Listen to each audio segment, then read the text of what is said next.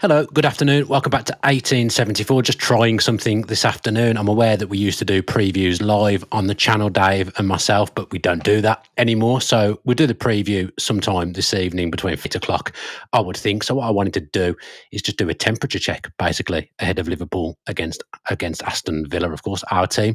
Speak to some people in the chat, see who joins us live, see what people's thoughts are ahead of the game, because it feels like a huge game. So I thought it was a good time to try this, and if people like it, we'll do it again. So yeah, just wanted to jump on for 15 minutes or so, have a chat with the 1874 public. This show is sponsored by Luke Roper. So if you head to Luke Roper, you can get 20% off if you use the code TVV20. So it's pretty close to payday. Maybe people have been paid today. It's the last Friday of the month. So if you want to treat yourself to some Luke Roper garments, then use our code TVV20 and you'll be able to do just that. So people are starting to trickle in to the live now. Apologies for the false start earlier on. That was me being an idiot trying to set things up for myself nowadays and do things myself. And yeah, I made a mess of it. So I'm here now and people are starting to join. I can see the likes of Everything Villa, Kieran Vice, Julie Round, all in the chat at the moment. Hello to you all. Do let me know in the chat how you're feeling before this huge game against Liverpool at Anfield on Saturday.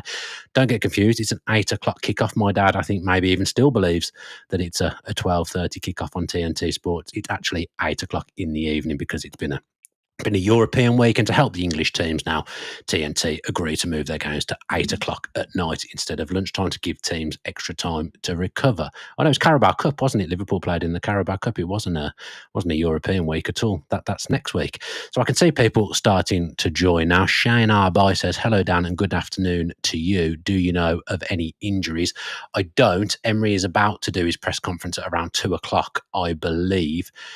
It won't take a genius to work out that Emi Buendia won't be available for this one. He won't play at the weekend. So there's going to be a change, which Dave and I will discuss in more detail later. It'll probably be Sancho or Gesson. My feeling is that it'll probably be Gesson goes to the right-hand side and McGinn goes to the left. That would be my thoughts of what Villa will do. The rest, I reckon, will probably be the same, but I don't want to spoil the actual preview too much. I've already kind of said that I think it'll be the same 11 as last week, except for that. But yeah, I don't want to spoil too much because, of course, Dave and I will do the show later on tonight. Mr. Techbeer says, I actually feel kind of confident about this one. 2-0 or 2-1 to Villa.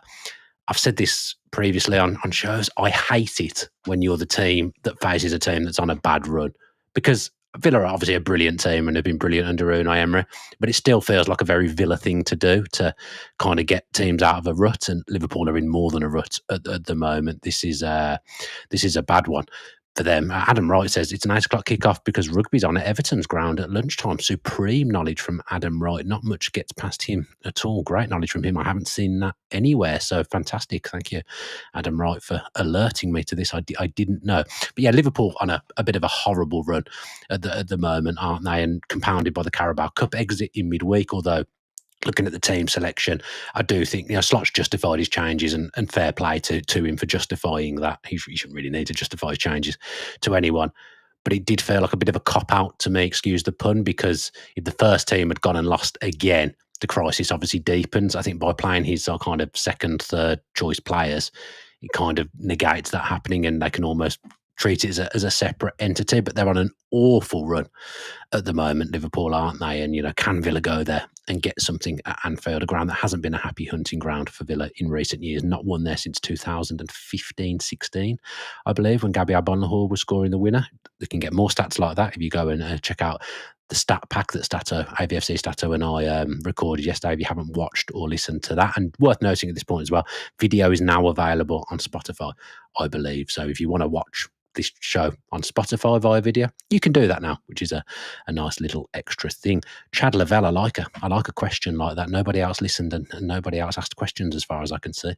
In your opinion, what is causing this Liverpool rut and how can Villa expose their weaknesses? I think there's a few things at play here. Too much too soon.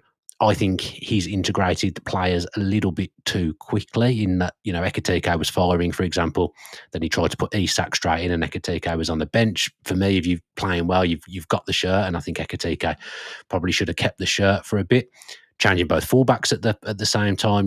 Could they have started the season with Connor Bradley and Andy Robertson and integrated the fullbacks a little bit slower? Could Joe Gomez play there? I think Liverpool could solve a lot of their problems at the moment by either playing Joe Gomez at right back or giving him a game alongside Van Dijk, because Konate is struggling. So I think there's a variety of things at play. Obviously, we should not forget at all that Liverpool had a tragedy happen to them in the summer, losing Diogo Jota. The way they did. That's going to affect a dressing room. That's going to affect a football club, and I do think that kind of gets overlooked a little bit with Liverpool at the moment. And that's one of the reasons maybe they could say that they had to do a little bit extra in the transfer market as well. So I think there's a few things at play with Liverpool as well. I don't think Slot's in-game management has been as good as it was last season. Last season, his changes impacted games in a positive way.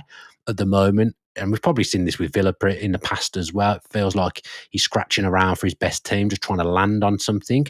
I've got a horrible feeling for some reason that they're just going to land on something on Saturday. Maybe he'll try something different and it will click and it will just work.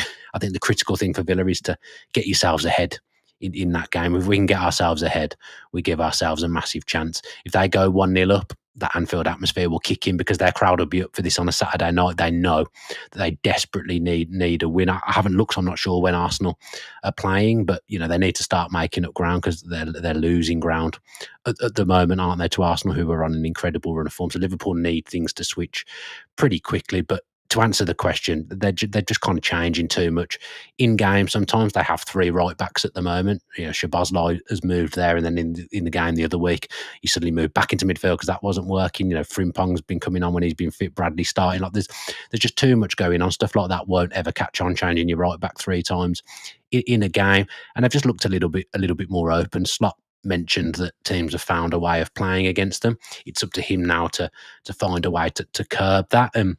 With his prime players not having played in midweek, it's almost been a free week for it has been a free week for us, and it's almost been a free week for them as well. So I do wonder what they've worked on in the week. Isak's obviously out as well, which eliminates the striker problem, which I think at the moment is a good thing for Liverpool, that they'll just, they'll pick Ekitike and that's that.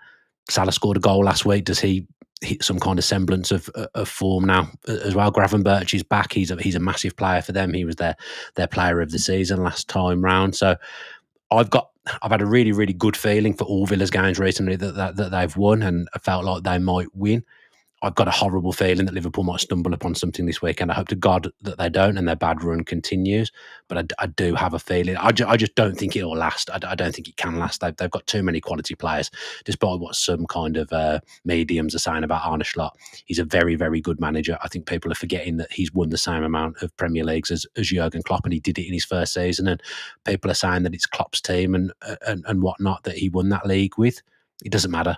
He managed them well. He changed things last season and got them playing in a different way, and they won the league. But Philly D's right here to say, they couldn't just keep relying on late winners every week like last season. And at the start of this season, they were getting a lot of late goals that were maybe papering over the cracks, and that wasn't going to last. But just as that wasn't going to last, what's happening now won't last either. So I feel sorry for Van Dijk at the moment. He looks very, very exposed with what's going on around him. But it's going to be a really, really interesting game. I thought Sunday against Man City, obviously the form they were in, was going to be a really, really interesting game for differing reasons. I've got to say, I think this is a really interesting game for the neutral and for Liverpool fans and Villa fans as well. And I'm looking forward to it. When you're on a winning run like we are at the moment, you look forward to every single game, and I'm definitely looking forward to this one on Saturday night. Although I feel like you played there at 8:00 last season, didn't we? And Darwin Núñez scored a rare goal, and we just got off to a bad start in that game and never really got ourselves going again. I think we were unlucky not to get a penalty. Just Anfield just doesn't feel like a happy place for us to go in recent years, certainly in the last decade or so, albeit we did have a few seasons in the Championship where we didn't play them. Ryan Collins says here, can Watkins capitalise on a poor Liverpool team at the moment? Watkins has had some really good days against Liverpool, hasn't he? He's got a decent record against them, although I feel like that good record has come primarily at home. I was at a game where he missed a penalty, actually, in Emery's first season. And we even had penalty problems then, didn't we? Watkins missed a penalty against Liverpool at Anfield in a 1-1 draw where Jacob Ramsey scored. Karen G saying here as well that, they can remember the Ramsey equaliser and us coming away with a draw. I think that was our kind of last positive result, or it's certainly been a rare positive result over the years.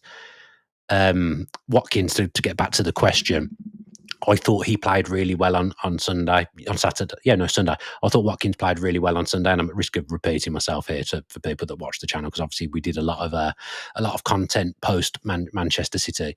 He's going to have to put in a similar display against Liverpool, and it might be that he comes away with no goals again. I think even him getting an assist at the moment would be a big thing. But I thought he worked their back line, and I can imagine him doing a similar thing against Liverpool, the way they've been playing as well. If he has a good game, we stand a chance. And you know, he obviously missed that one chance against Manchester City when he went through, and we thought he might round the keeper or prod it past him, and he did neither. Got caught in two minds. He's just low on confidence at the moment. It's October the 31st, and he's scored one league goal. It's not great, but he's our centre forward. We've got to get behind him.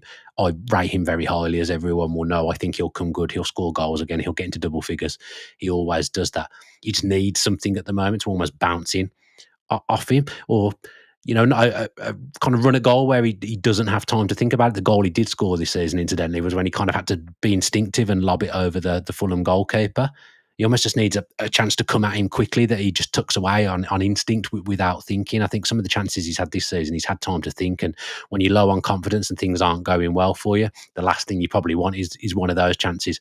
You want one where you don't have to think and it comes at you quickly. But I'm going to back him. I'm going to back him to get going at Anfield. He has scored goals against Liverpool in the past. He's had good days against Van Dijk in the past as well. I'm gonna back him. Karan G says, who will play on the left, Rodgers, Sancho or McGinn? We'll discuss that in the match preview. Dave Reid and myself will go through, like we always do, what we think the 11 will be. Chad Lavell's got an interesting one here. I think Marlon has to play in some capacity, needs pace in this team to expose their fragile defence. Interesting that, the option is that we could go back to how we played against Burnley with Buendia out and play McGinn and Rodgers on the kind of flanks, and McGinn protecting Cash as well, or if he's on the other side, protecting against Salah if Salah is coming into some semblance of form. I wouldn't be against that. I liked Marlon in that role. I think it helped Ollie as well. And I think Ollie had a good game that day as well. I think Ollie's had some good games recently without getting goals, or maybe not. He didn't really have any chances in that Burnley game, did he? But it's an interesting shout from Chad Lavelle that about Marlon playing that, because we had that game against Burnley and then we haven't seen him play that way again. Would be an interesting one to see us playing that way, especially if we're planning to try and hurt Liverpool on the break. Him and Watkins in tandem playing close to each other might be an avenue to that, with Rodgers coming in from the left as well and interchanging with them as well. That's a really interesting shout, and one that we'll talk about, Dave and I, in the preview. John says, played okay there last season, got done by 2 breakaway goals and dodgy refereeing by a ref who was exposed a couple of days later. Yes, I'd forgotten which referee it was.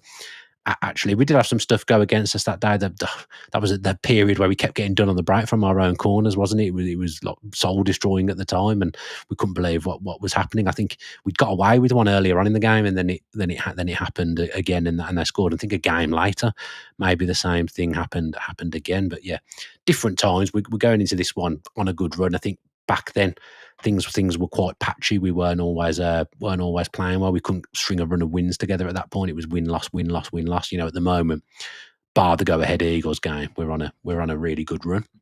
Christopher Hammond says, I have a few Liverpool fans at work. None of them are confident about Saturday. It's good to hear. I want to hear that fans are low in confidence.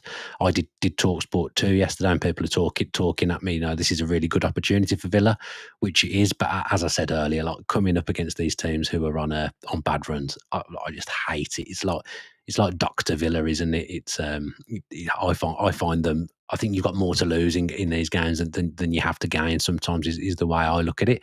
David Stiles says, first 20 to 30 minutes are going to be really telling. Liverpool score first and it could be a basketball score. No, David Stiles, it's not going to be a famous last words from me, and I am touching wood ferociously on my desk. It's not going to be one of them. It's not going to be a rout. Surely not. I don't see that happening. We've sorted ourselves out defensively. In fact, all season I think we've been pretty good defensively, and we ended the season before pretty strong defensively as well. The only really off game we've had from a defensive perspective were Crystal Palace at home when things were very different to how they are now, and we let in some bad goals against go ahead Eagles as well. But I think I don't see a high scoring rout game at all, David Stiles. I usually agree with quite a lot of what you say, David, but not not on this occasion. Michael Dimmock says an early goal and the Liverpool fans will turn on Slot. Already seen a lot not convinced by him and calling him a forward, etc.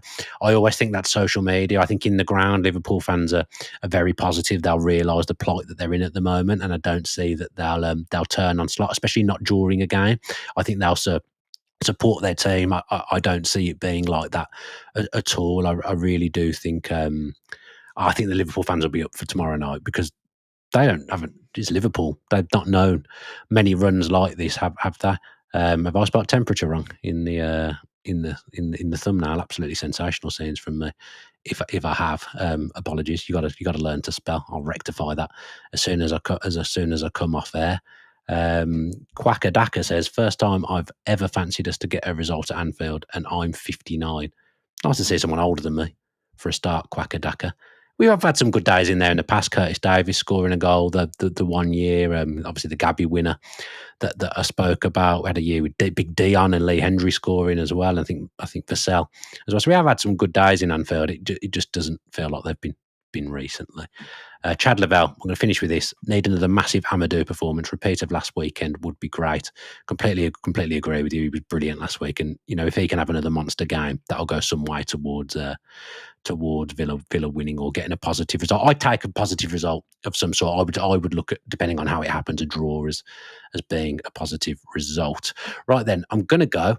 Keep your eye out later because the preview will be out at some point with Dave Reed and myself. So do get on that when it comes out as well. We'll go through what we think the team's going to be. Emery will have had his press conference by then as well. So yeah, watch out for the match preview on the channel later. And as I mentioned, you can watch this show on Spotify now. But I think I'd prefer YouTube. I like it when people watch on YouTube. I'm old fashioned like that. If you have taken in the show via audio, if you could do all the things that I bang on about every single week, including 5 stars, reviews, comments, that would be great. And if you're watching this on YouTube and you're not subscribed already, please do that with your post notifications on and give it a like and leave me a comment with your thoughts ahead of the game as well. And whether you're looking forward to the match preview show with myself and Dave Reed. I'm going to go. Thank you so much to those that have joined me live for a quick catch up. If you want this to be a regular thing as well, let me know in the comments. Just wanted to go live because I haven't done it for a while because it's such a big game as well. But if people like this before every game, I'll do it again. So take care of yourselves. Have a good rest of your Friday. Catch up with me again at the match preview. And as always,